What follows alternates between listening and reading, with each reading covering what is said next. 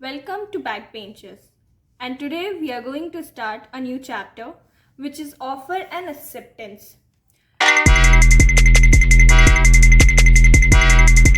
First, we have proposal of offer.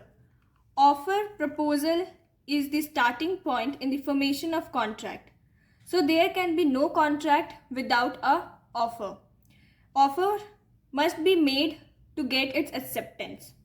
Offer, the person making the offer is called proposer or offerer or promiser, and the person to whom proposal is made is called offeree. So जो person proposal देते हैं उसे कहते हैं proposer, offerer और promiser भी बोला जाता है, and जो person proposal को accept करते हैं उसे कहते हैं offeree या promisee.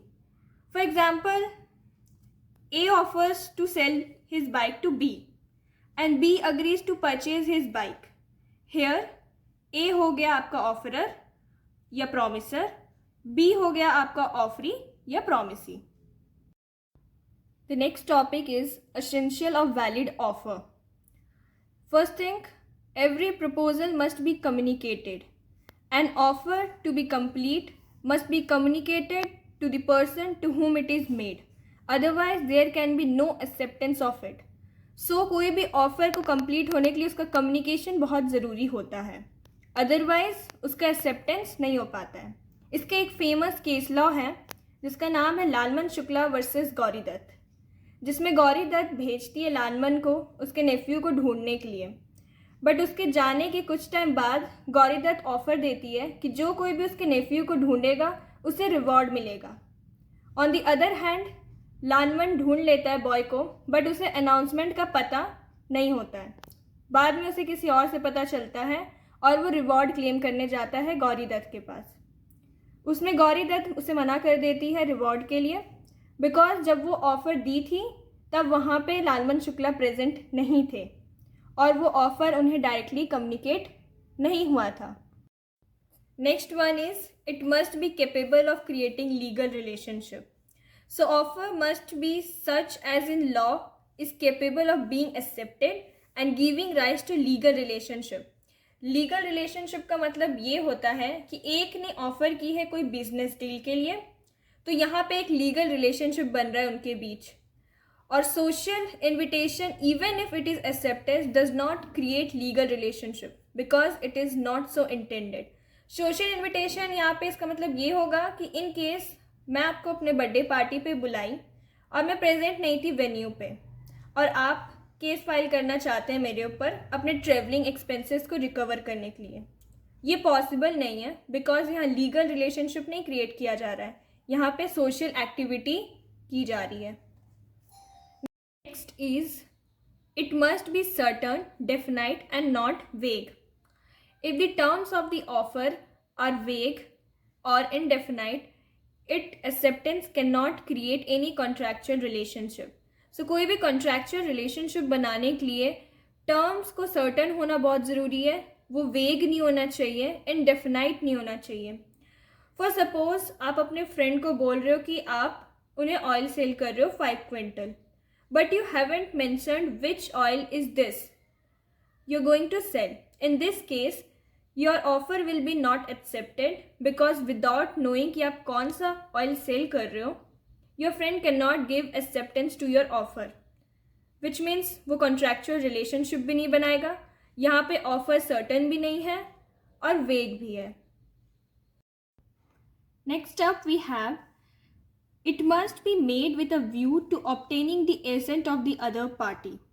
Offer must be made with a view to obtain the assent of the other party addressed, and not merely with a view to disclosing the intention of making an offer. So offer ऐसा होना चाहिए कि उसे acceptance मिलनी चाहिए. इस intention से offer नहीं देना चाहिए कि बाद में वो disclose कर दिया जाए. Next is it may be conditional. An offer can be made subject to any terms and conditions by the offerer.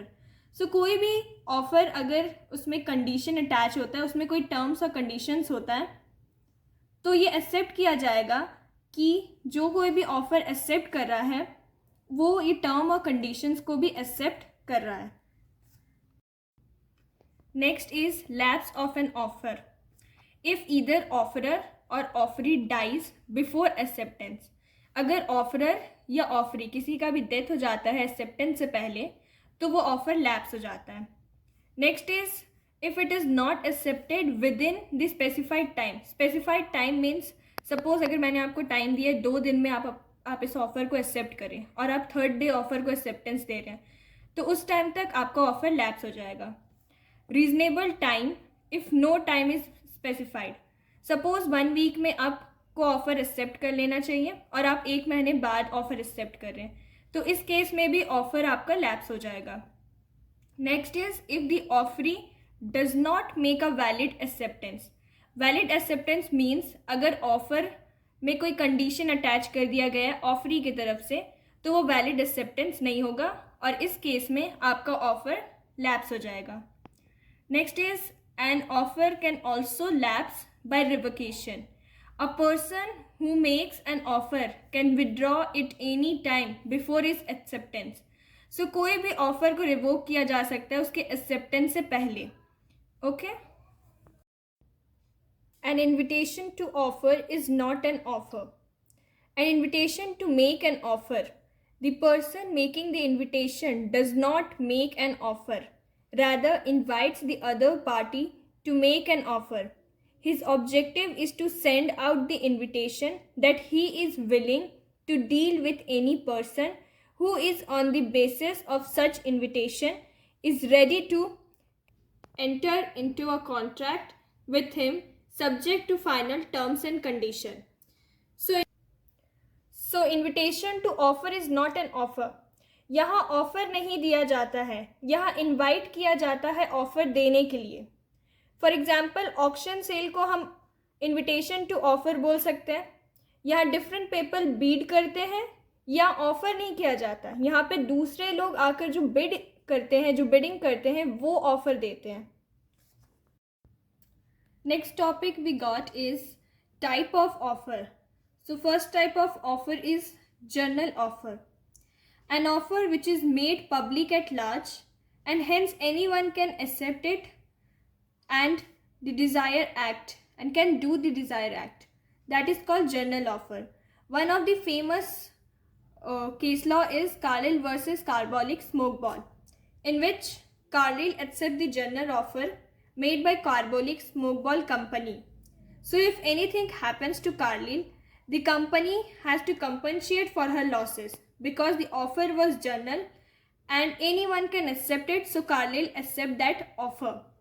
Journal offer generally यही होता है जो हर कोई भी accept कर सकता है कभी भी within reasonable time. Next one is special or specific offer. When the offer is made to a specific or a certain person, it is known as specific offer.